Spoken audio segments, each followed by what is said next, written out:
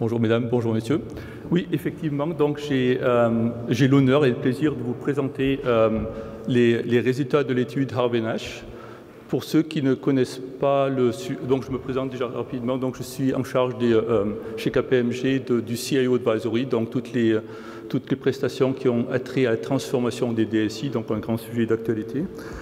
Le Harvey-Nash Survey, donc, qui est un petit peu représenté par cet animal. Il y a eu un débat, est-ce que c'est un caméléon, est-ce que c'est un gecko?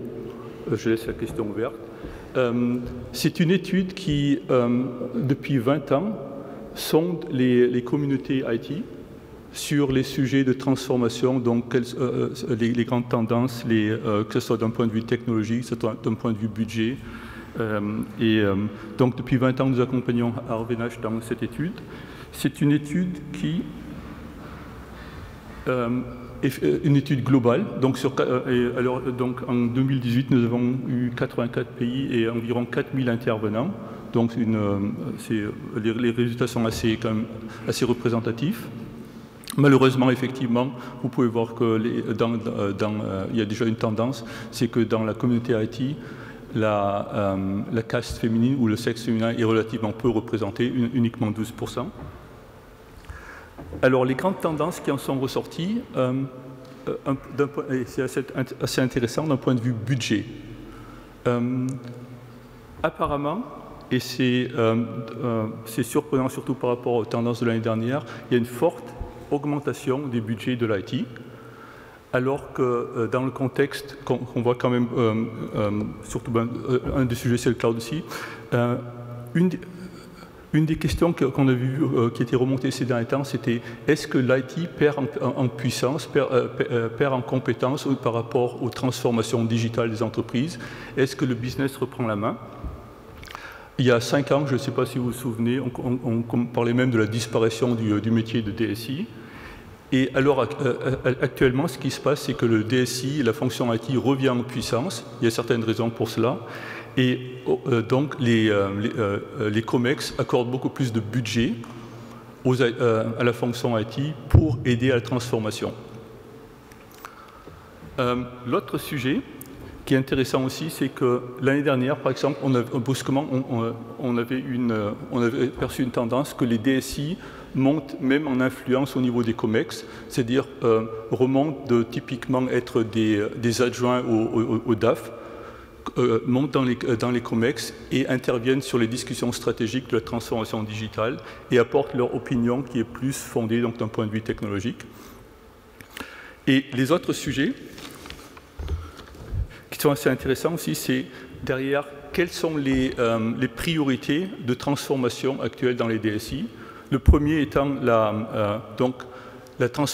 l'amélioration des processus business et la stabilisation de l'IT. Et en troisième position, donc, il y a l'amélioration de l'efficacité opérationnelle. Je suis en train de traduire en ligne, pardon, ça prend parfois un petit peu de temps.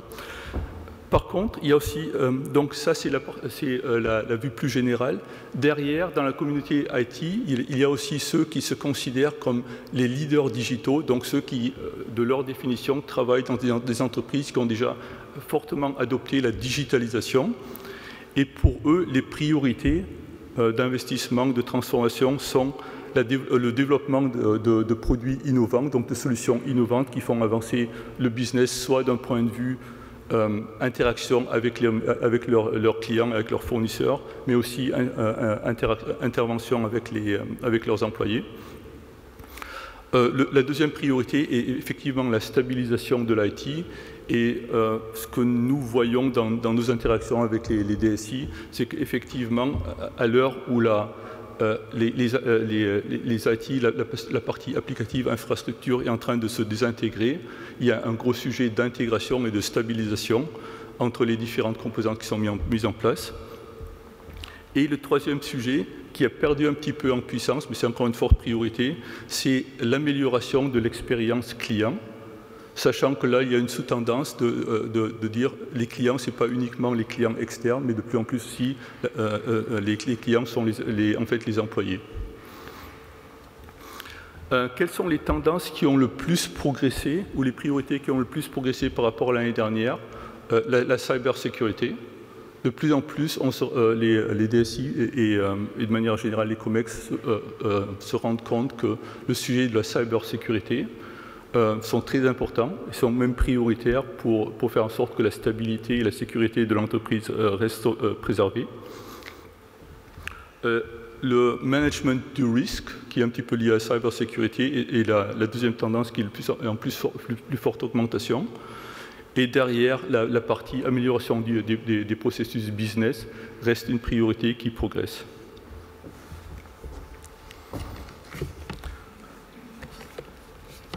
Quand on passe à la partie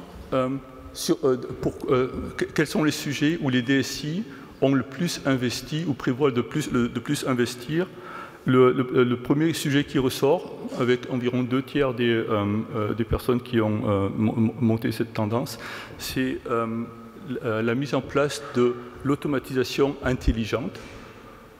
Et derrière, la mise en place de l'automatisation intelligente donc dans les processus internes, mais aussi dans la relation avec le client.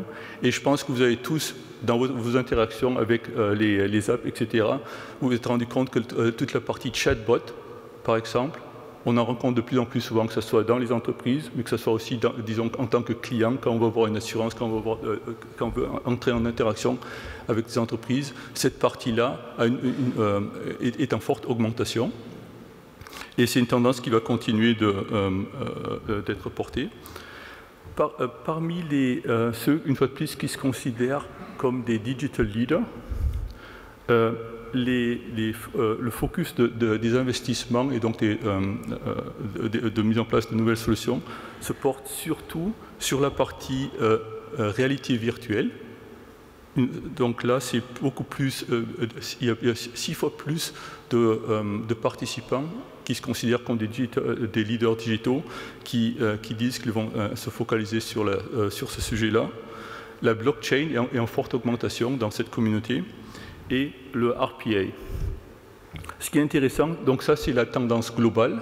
Si on regarde la tendance sur le marché français, c'est un petit peu différent. Il y a beaucoup plus de focalisation sur le RPA encore. Et on se rend compte effectivement qu'il y a beaucoup d'entreprises françaises à l'heure actuelle qui mettent en place des initiatives de Robotic Process Automation. Je pense que ça parle à tout le monde. Et la blockchain commence à démarrer, mais il y a encore moins d'initiatives. Et la réalité virtuelle, c'est encore un sujet qui est encore un petit peu en retrait. Le sujet avait déjà été abordé sur la partie People and Skills. La grande tendance, ou disons le retour de l'étude, montre qu'il y a une perception qu'il y a un grand manque de talent pour justement aider à transformer la fonction IT, mais aussi transformer donc les entreprises. Ce qui est intéressant aussi dans cette étude, c'est la réponse ou les ébauches de réponses que trouvent les DSI par rapport à ce manque de ressources. C'est d'une part essayer d'automatiser, donc automatiser les process, automatiser l'interaction avec les clients et les fournisseurs. Et l'autre aspect, c'est l'utilisation du outsourcing, et ça c'est un petit peu un paradoxe, puisque d'un certain côté, donc nous, KPMG ou d'autres entreprises dans le conseil le ressentent aussi, le problème qu'ont les entreprises, on le retrouve dans le conseil, trouver les bonnes ressources, trouver les talents, c'est un véritable challenge aujourd'hui. Mais les entreprises, effectivement, pensent se tourner vers du outsourcing pour essayer de trouver les bonnes ressources. En contrepartie, le outsourcing, donc les coûts de l'externalisation, sont en baisse assez impressionnante, puisqu'à l'heure actuelle, uniquement 30% des entreprises environ prévoient d'augmenter leur coût de outsourcing, ce qui montre aussi que ce qui est une chute d'environ 50% par rapport à l'année dernière. Et ce qu'on observe, c'est qu'effectivement, donc, le outsourcing va plus vers un outsourcing vers la recherche de talent, plus qu'un outsourcing qui est vraiment drivé par les coûts.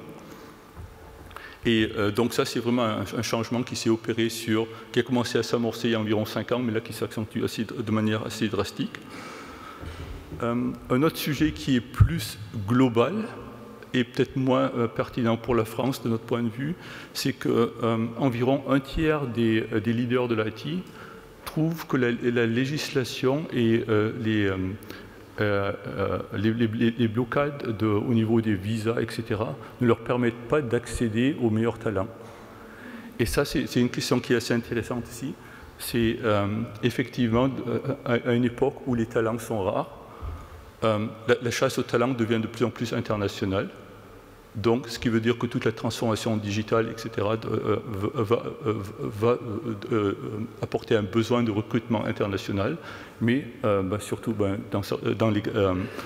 vu que le survey, quand même, il y a beaucoup de personnes, de répondants qui viennent des US, donc eux, particulièrement, perçoivent donc certaines restrictions. Comme je disais, c'est moins le cas en France. Et l'autre sujet, c'est la diversité, qui est encore perçu comme un axe d'amélioration, un axe de recrutement de talents qui n'est pas encore assez traité de l'opinion d'environ 20% des répondants.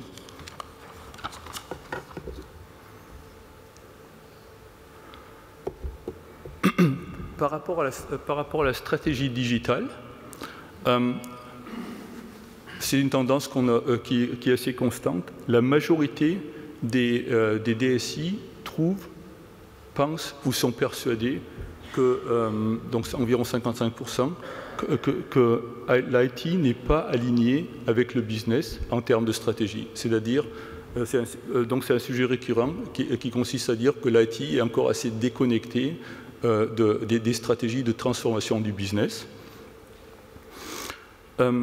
Et pour ceux qui ont plus de succès sur l'alignement, l'alignement se trouve surtout dans la partie customer. Et l'autre sujet qui remonte du survey, c'est que les entreprises qui ont mis en place des CDO ont plus de succès, arrivent mieux à s'aligner, aligner la stratégie IT avec la stratégie du business. Sur la carrière en fait, quand on parle directement au DSI, donc pour savoir est-ce qu'ils sont satisfaits de leur salaire, est-ce qu'ils s'éclatent dans leur métier, globalement, 46%, donc quasiment la moitié des DSI ont eu droit à des augmentations de salaire, ce qui est assez impressionnant. Par contre, en France, uniquement 25% ont répondu positivement par rapport à ça. Et la même tendance trouve sur la question « Êtes-vous satisfait avec votre environnement? Est-ce que vous aimez votre métier? Est-ce que vous vous éclatez ?» 78% des DSI répondent positivement, tandis qu'en France, uniquement 26%. Donc là, je pense qu'il y a une certaine tendance traditionnelle chez nous, les Français, à être un petit peu plus réticents à montrer notre satisfaction, mais effectivement, c'est un écart qui est assez intéressant. Et par rapport à l'année dernière, 13%, donc 13% sont moins satisfaits que l'année précédente. Un dernier sujet qui est assez d'actualité, le GDPR. Donc l'étude a été conduite entre le mois de janvier et le mois d'avril. Et une des questions était, êtes-vous prêt par rapport à la réglementation GDPR? Et 38% des répondants disaient, nous ne serons pas prêts au mois de mai. Je ne sais pas si dans la salle, on pourrait faire une étude qui est prêt à l'heure actuelle. Voilà. Je pense qu'on en est à 12%. On ne va pas garder cette statistique. OK. Ensuite, une autre question, c'est par rapport à la digitalisation. Et donc ça, c'est un des gros sujets où le cloud est extrêmement sous-jacent. La majorité des DSI pensent... Pardon. La grande majorité des DSI, c'est plus de 2 tiers des DSI, pensent que leur stratégie digitale n'est d'une certaine manière pas pertinente et ne fonctionne pas. Ce qui est intéressant, KPMG a conduit une autre étude assez récemment auprès des CEO, et on retrouve la même tendance chez les CEO qui pensent qu'à 72%, leur stratégie digitale n'est pas affinée et n'est pas vraiment acceptée et mise en place dans l'organisation. Et uniquement 32% des entreprises qui ont répondu à l'étude ont confirmé qu'ils ont effectivement une stratégie digitale en place. Donc si on inverse, si on inverse ces deux chiffres, 32% ont confirmé avoir une stratégie digitale en place, ce qui est assez étonnant par rapport à ce que nous entendons dans les entreprises, puisque d'une certaine manière, tout le monde va dire, a tendance à dire on a quelque chose une espèce d'approche stratégie digitale en place. Parmi ces 32%, 78% pensent que cette stratégie n'est pas pertinente, n'est pas vraiment appliquée. Ce qui correspond aussi à ce que nous rencontrons dans les entreprises, et je pense que vous rencontrez aussi dans le quotidien, c'est qu'il y a beaucoup d'initiatives digitales qui ont lieu à l'heure actuelle, mais il est très souvent difficile de les connecter à une véritable stratégie digitale d'entreprise. C'est plus des activités qui sont plus des projets, mais ce n'est pas vraiment une grande vague de transformation. Une fois de plus, les entreprises qui ont déjà un CDO ont une stratégie plus pertinente et ont plus de succès dans la mise en place de cette stratégie. Donc c'est 44% des entreprises qui ont, parmi les entreprises qui ont un CDO, c'est 44% des entreprises qui ont cette stratégie en place et qui les trouvent pertinentes par rapport à 21% des autres entreprises. Et l'autre aspect qui est intéressant, quand on parle de stratégie digitale, on parle de beaucoup de sujets, mais dans la réalité des faits, à l'heure actuelle, dans la majorité des cas, la stratégie digitale se concentre surtout sur le front-end, donc sur l'interaction avec soit des clients, des fournisseurs, un peu en retrait avec des employés, mais nettement moins sur la digitalisation du back-office ou de tout ce qui est un petit peu en retrait, donc des opérations. Voilà. Donc, cela pour vous montrer un petit peu, la tendance de ce qui se passe dans les DSI en 2018. Ce qui est intéressant aussi, c'est de voir qu'il y a certaines tendances qui se valident par rapport à ce que nous avons vu sur les 5 dernières années. Et derrière, il y a quand même des points assez surprenants, par exemple de voir que les stratégies, le digital qui est un sujet, qui est un buzzword dont on parle depuis 5 ans, n'est toujours pas n'a pas été très concrétisé.